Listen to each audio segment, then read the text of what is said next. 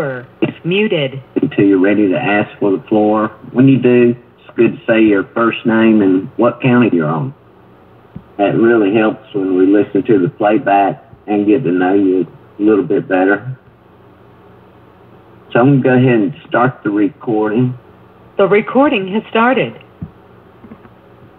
Okay, this is the Florida General Assembly for July 18th, 2024. I'd like to welcome everyone to the meeting tonight and sharing your time with us and joining together because we have a lot to do and it's slow progress sometimes, but it's really amazing how our elections are coming together, and we have an election tonight. So to open up the meeting, I'd like to have a brief moment of silence to welcome our Creator into our good conscience.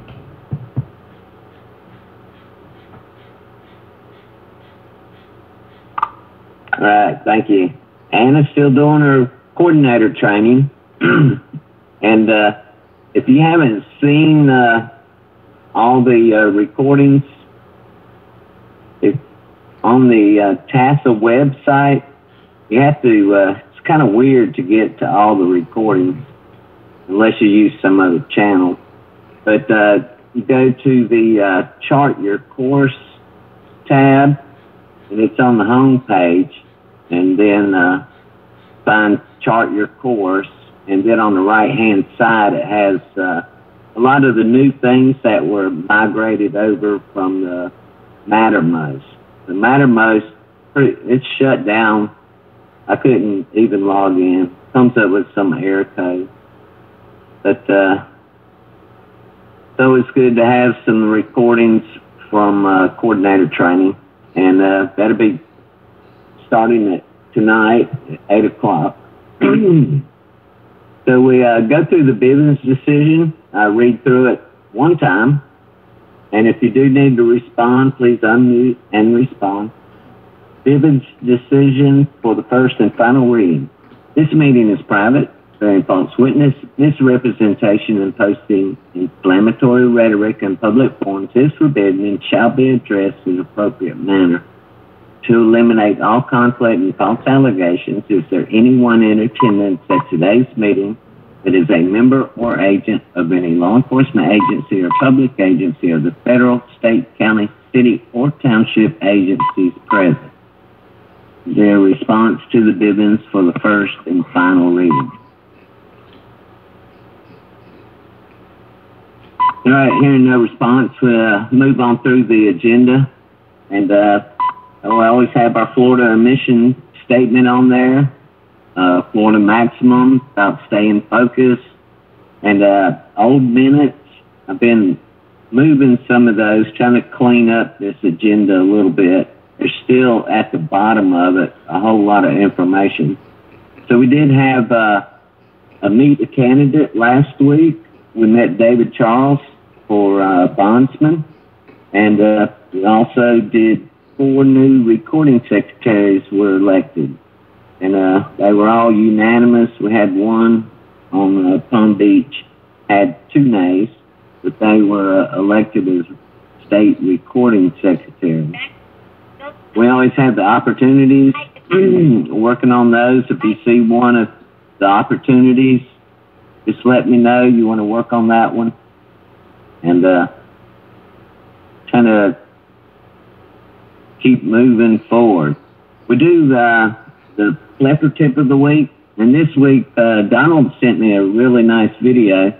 I haven't heard it in years, and I listened to it again, and I'm like, oh wow, that still rings true. Like a lot of things that we read about in the history, they were dealing with the same grievances and problems back in the early 1700s. And some of those problems are still here, and they haven't gone away. But that's what we're here for. We're trying to complete the reconstruction process, get our courts up and running, and start working. Mainly the courts is where our remedy is going to be found, so that's really important. And we're populating our 4 pillars. But that video, if you do choose to listen, put your ears on your heart and reflect on how the message aligns with American State National. And John Quay, he was aerospace engineer and did a lot of acting, Every Which Way But Loose. He played in that with Clint Eastwood. Anyway, that was just a tip to get some more information. And he has a lot of really good foundational points in there. So tonight, we're going to be moving on towards an election. So that's one of the first items on the agenda. And we're going to be turning it over to the nomination committee lead, our state court clerk, Cynthia. So Cynthia, you want to go ahead and do a brief intro with David? This is Cynthia Verbark. Do you want me to do the election committee sheet form, or am I just introducing him? No, I'm going to do the introduction, and David Charles, we had a meet the candidate last week, and just a brief recap of that, and 3 points, 3 goals. Thank you. Don't have to be 3, but yeah. David, are you on? I am here. Okay.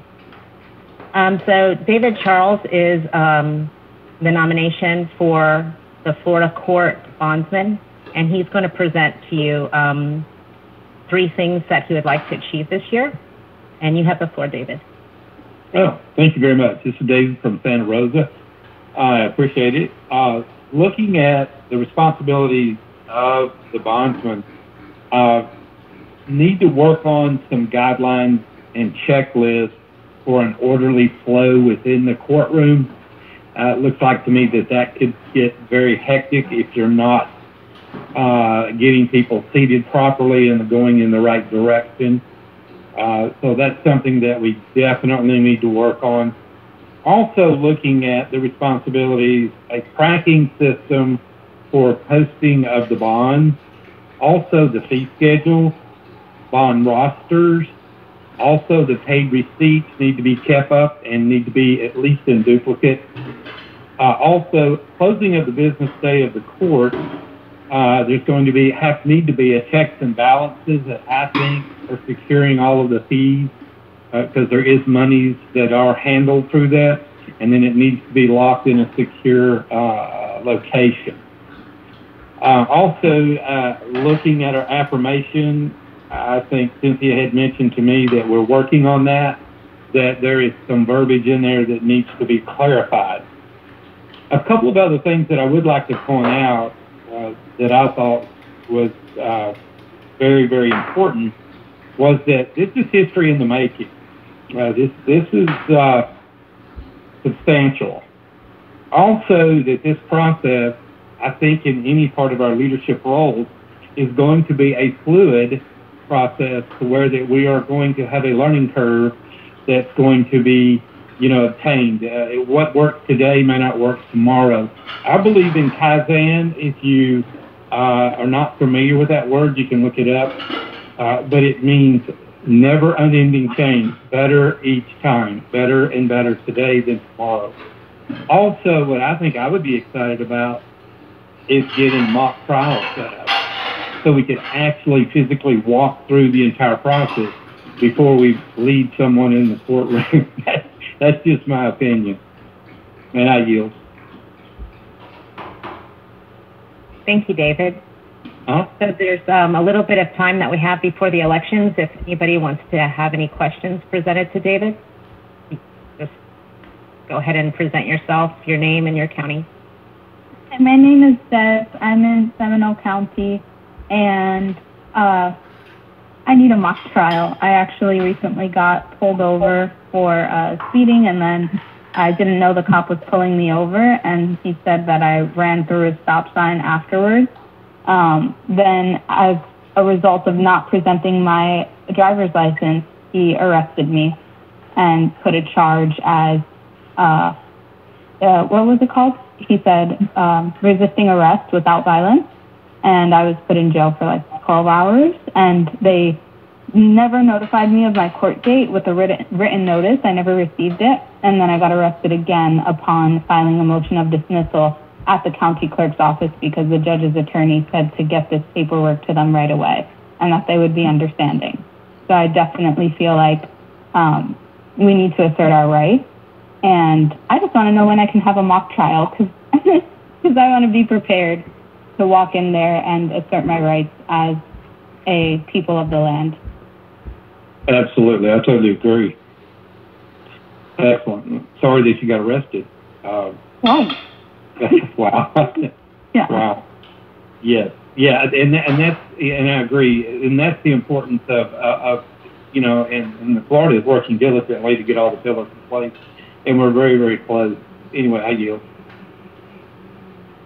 Carmen, I see that your hand is up. Would you like to go ahead? Yes. I'm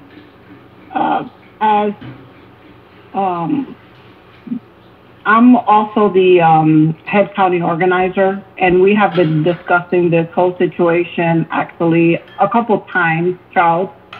And we're trying to do something in the meantime until we get where we need to be in regards to the harm that is being done to American state nationals, you know, at every time a cop decides to turn on their red light, okay?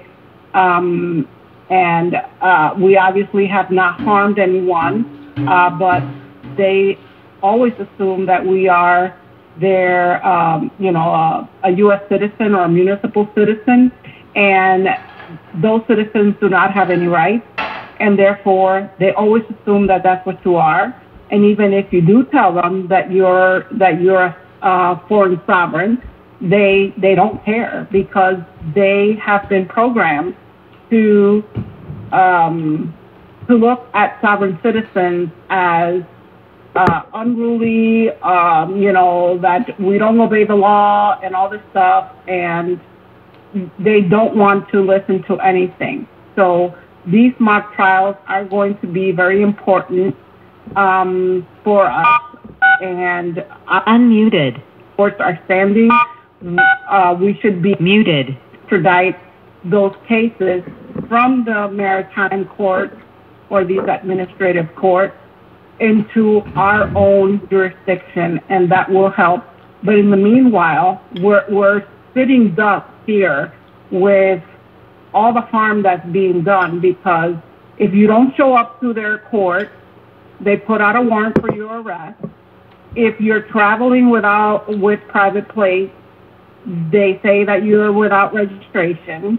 So no matter what you do, and even when you give proper notice, they will still harm you. And I believe that we need a public law or something that we can hopefully institute sooner rather than later, addressing the right to travel. And all the Supreme Court cases that have shown that that the people have a right to travel without encumbrance, without registration of their private property, and driver's licenses if you are not in commerce. And I hope that those points will be taken when we're doing these mock trials. And I thank you for your service. I yield.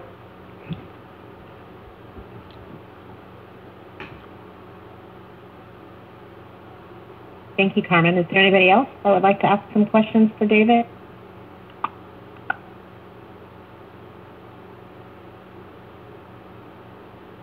Okay, thank you. I think it's back to you, Ralph. Thank you.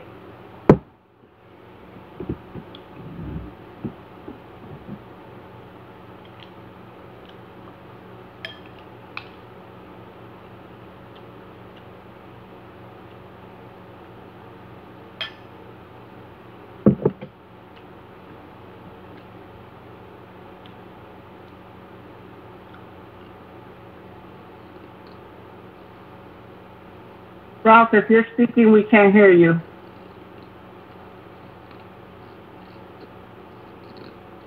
Okay, thanks, Carmen. I had the little red microphone, but I appreciate it.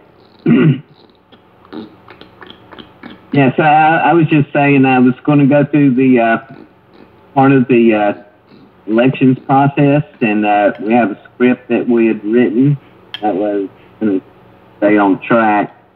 And as you do read the elections process, if you have any good ideas or anything, what's working well, what can we improve on, and sometimes some other world blocks that we have. So from we have an election coming up, and we'll now hear a report of the nominating committee.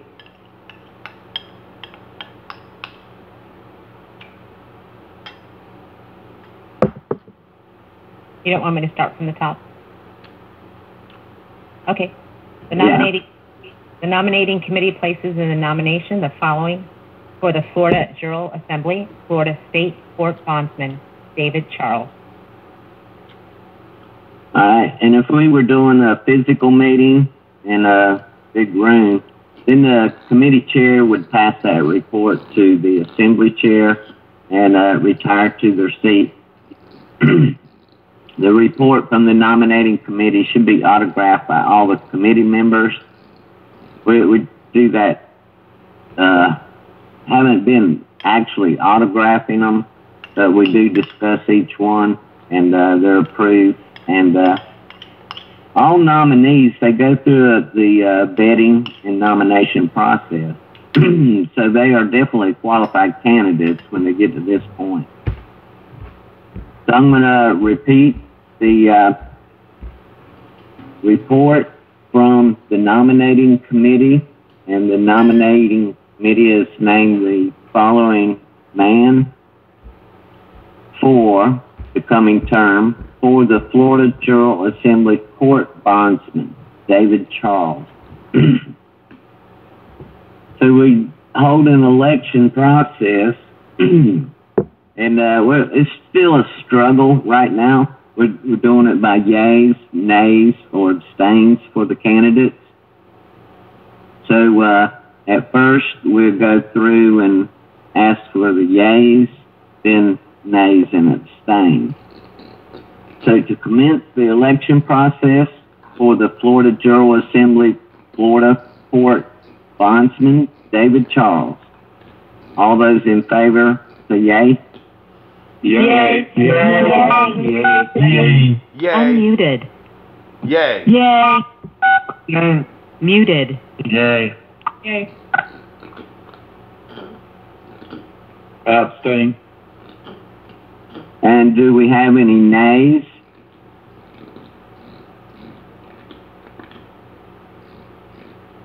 Okay, any abstains?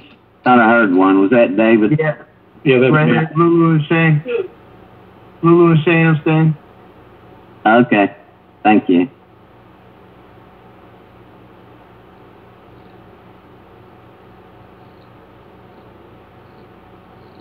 All right, hearing from the election report from the yeas have it. So for the Florida General Assembly State Court Bondsman, David Charles. So we'll start going through the election, the affirmation process, and looking at it. And it'll be time to put that position on our elected officials on our final chart. So we are populating a lot of positions and moving forward. And it's kind of difficult because some of those, we have very brief descriptions of the responsibilities for that official position. And nobody's done this in 160 years. So we're going to be doing a lot of trial and error, like David was talking about, even setting up our court and doing the mock trials. And not only in the General Assembly pillar, but also all of our pillars. So it's going to take a lot of work to get that operating and functioning properly. So thank you, David, for stepping up and working on the reconstruction process. We are making history today, and each and every day we are. Thank you, Ralph, and I will do my best. Hey, thank you.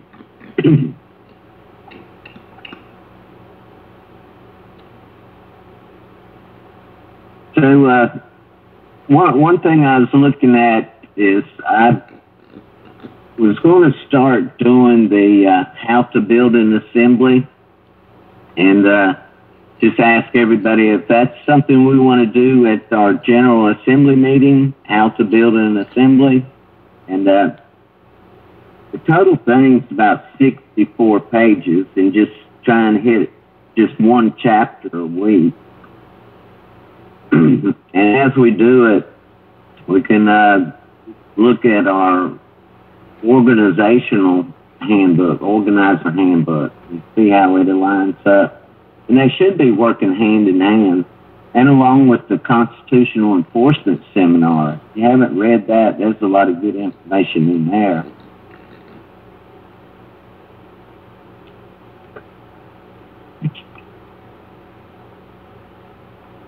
But we can go through this chapter real quick and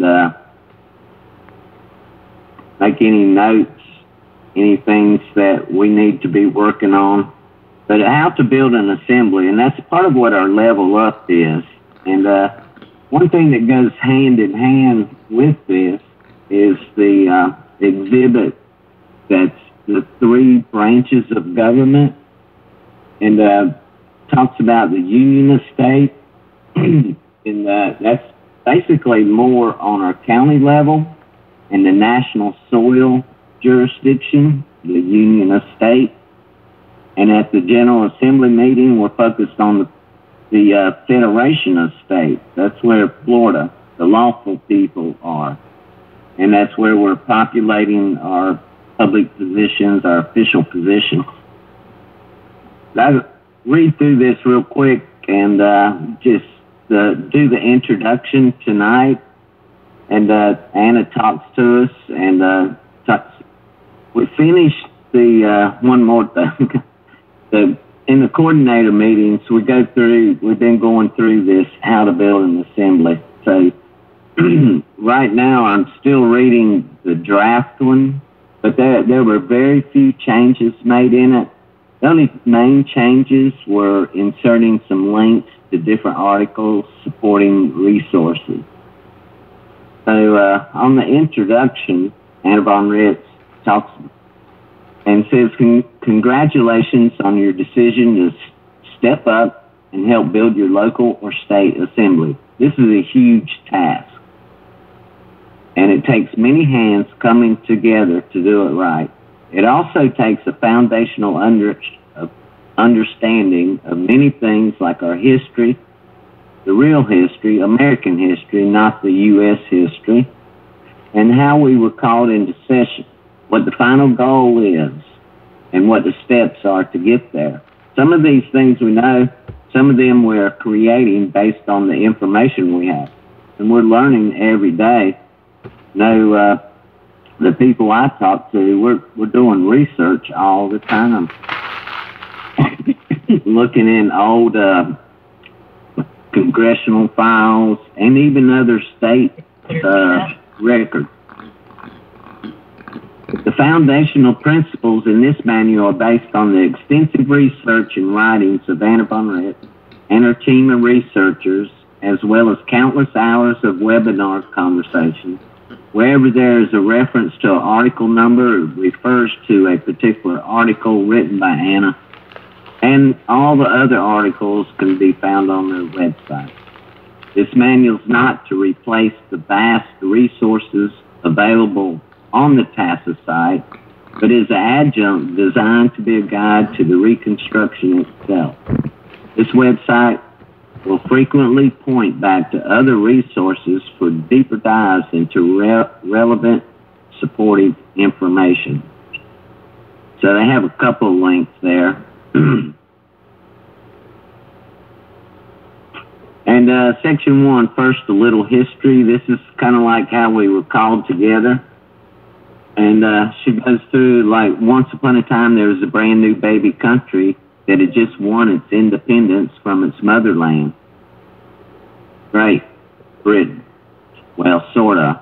As it often goes in war, there are negotiations. As this collection of battle-weary colonies stood together on the land as a union of states, the United States, in their newfound freedom, they realized they needed some things that they weren't able to provide on their own. So they contracted with the Holy See and the British Crown to provide with certain limited governmental services that fell into the jurisdictions of the air and sea. They also formed their own American land jurisdiction contractor to join the team. Each of these three contractors, corporations, had their own contracts known as constitutions. Yes, there's three constitutions. But I always say there's four because I count that 1868, the one Lincoln had the states redo. And that was another contract. So, and it worked together to provide governmental services. 19 enumerated powers, to be exact, that were needed to run the country. So the beginning of the fraud, well, some of it. Skip ahead about 100 years and things got a little interesting. You see, the motherland wasn't all that thrilled to have lost this beautiful, abundant, profitable land 100 years prior. And they were angry because the price of cotton produced in America, which they were now dependent upon, was just way too high. So with the help of France, they plotted to take over. But how? The easiest way to take over any group of people is to divide them first. They observed that the issue of slavery and the differences between the Whigs of the North and the plantation owners of the South were creating tensions. So they decided to use the issue of slavery to divide the people politically, stage a mercenary conflict over it to weaken us, and then come in and take over militarily. But first, they had to make sure they had a British subject in charge whom they could control. Enter stage left. Here comes old Honest Abe Lincoln. Yep, good old Honest Abe was a bar attorney holding allegiance to the crown. This meant he did not have the status or standing or provenance to operate as the president of the proper case definitive article, the United States of America unincorporated land jurisdiction. So as a president, he actually was operating as a CEO for the British territorial corporation known as lowercase the United States of America. So we've heard that over and over about how words do matter and the style of those words do matter. So the British used good old Honest Abe to strike the match and begin this mercenary conflict, which we know as the Civil War. But there was nothing civil about it. Some of the Americans, seeing what was actually going on, didn't want to play this game. So on March 27th, 1861 to be exact, 7 southern nation states of America walked out of the second session of the 36th Congress, leaving it then die, or without a day to reconvene. Less than 3 weeks later, on April 15, 1861, President Lincoln reconvened Congress under the executive branch by proclamation, General Order 100. And he said, I do hereby, in virtue of the power in me vested by the Constitution, convene both houses of Congress. So which Constitution was he referring to, you may wonder? This executive order became the Labor Code. And that's what we're still under today. And that's why that Union flag, war flag, flies higher than our Florida flag. We're still occupied. But the 7 southern states that bailed during the war did not return. So 1/3 of our government was missing. and has been missing all this time. In the meantime, the remaining two-thirds took advantage of this fact to take over, run amok, and become the bloated, overreaching, multi-tentacled monster that has fraudulently usurped powers that were never theirs to begin with. Want more history? Read about some of the great frauds. And there are some really good articles. Anna did some recent ones that were really good, talking about the what happened, and she kind of outlined it a lot better than some of the older articles. So as we learn more, we're able to put a lot more flow and help people connect the dots. A lot of people are still in denial. So the simple facts, in sum, our actual government, which we are owed, is not fully operational. It is not functioning as it should be because it was never fully restored after the Civil War. We have not restored it because we were not informed that it needed to be restored. Certain parties profited themselves by keeping that obscured. So let there be peace. Did you know that peace was never declared after the Civil War? No wonder the wartime flag is still being flown and executive orders are still being created. Well, we have some great news. On August 1st, 2021, our head of state, James Clinton Belcher, officially ended the Civil War by declaring peace with the International Peace Proclamation. Finally, put an end to it. And this link's not working. That's some of the things we're going to put the links in it. But finally, the Peace Proclamation is our states and Federation of States were never involved in the mercenary conflict known as the Civil War. It was fought completely by the territorial and municipal corporations within the air jurisdiction and the water jurisdiction.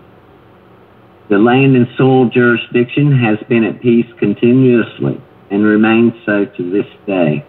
That's why we fly the civil peacetime flag instead of our wartime flag, Old Glory. Read more about the flags here, Declaration of Flag, and there's a couple articles in there. One thing that I recently did and found during some research, I was looking at the law enforcement rules. Each state has their own rules and things. And it specifically said in there at the very top of their statutes and stuff, and it called out the municipal jurisdiction and the territorial jurisdiction. That was it. Nothing about the land jurisdiction. So that's one of the reasons they don't address us in all those statutes, codes, and regulations. Actually, they're not there to provide a remedy for us. They're there to protect their what they consider their property, their buildings, the municipal buildings and territorial areas and stuff. So that's where they're making their money out of. And they do that by excessive fines, bails, fees, arrests, unlawful arrests. So the International Peace Proclamation, to whom all these presents come, this proclamation provides explicit and official international notice that peace has been declared by and among the Union States of the States of America and the Federation States of the Union, in receipt of the authorities of the former Confederate States in the matter of the American Civil War. All jurisdictions and instrumentalities must comply. All federal, territorial, and municipal officers, including all uniformed officers, must comply. It's required that all hostilities related to the American Civil War being conducted as a mercenary conflict in the international and global jurisdiction and having been maintained for 156 years by our foreign contractors must cease and desist without further legal presumption of authority. With this public announcement, all executive orders issued during and as a result of the American Civil War are set aside effective at midnight, the 1st of August in the year 2021. And it goes on to continue about all medical officers and all general staff and reserve and retired elements of the American Armed Forces, U.S. Armed Forces, United States All Capital Armed Forces, U.S. Armed Forces All Capital, Hospital Corps, Medical Units, Veterans Administration, United States Department of Defense, UN peacekeepers, DOD officers, NATO officers on shore, all elected, appointed, or promoted personnel and their dependents are required to cease and desist all gene therapy extinction protocols, coerced injections, mask mandates, and similar measures being promoted by the territorial and municipal United States government in breach of trust and under false presumptions of war. All peacekeeping officers and police officers are fully informed. There are no allowable exceptions and no other powers extended. So said, so signed, so sealed this first day of August in the year 2021. Okay, so that happened. Seems like nobody listened and they're not complying with it. So how do we fix this? How do we get the missing part of our government, the actual American government, states of America, back in the game so that we can take back control of our governing duties, limit the foreign subcontractors to their original 19 enumerated powers, if that's what we want to do, and return to the original plan our forefathers created for us. We don't have to have those delegated 19 powers. We can run the store ourselves.